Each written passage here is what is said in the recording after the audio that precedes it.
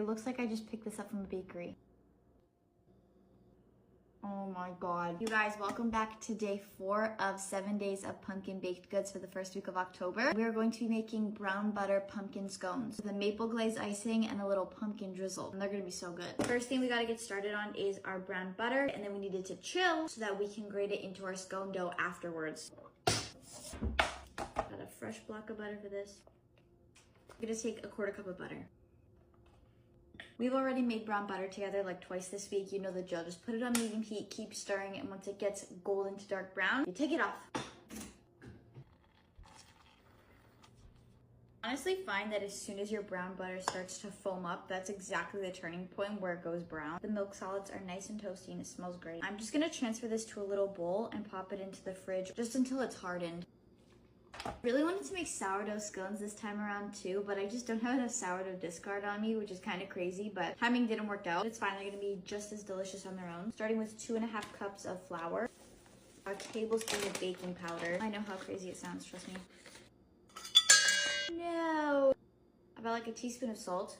And then for our pumpkin spice, by now I know you know the drill. We're doing this fresh. 2 teaspoons of cinnamon, teaspoon of ginger, 1/2 teaspoon of nutmeg, and a 1/4 teaspoon of cloves.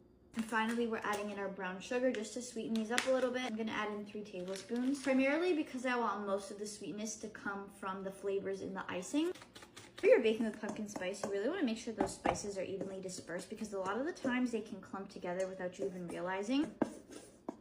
The amount of flour and oil I've gotten on me today is outrageous. In just like a really large measuring cup, we're gonna measure out all of the wet ingredients and kind of whip them together. We're gonna start with pumpkin puree that I'm actually gonna strain a little bit into a paper towel to get rid of excess moisture.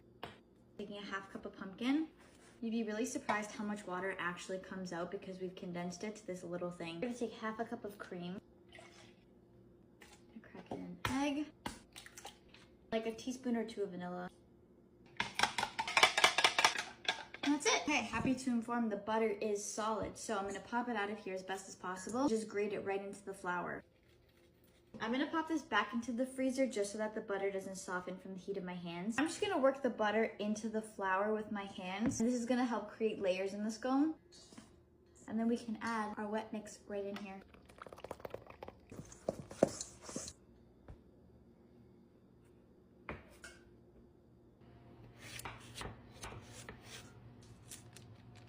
I'm gonna give them a little quick brush of cream.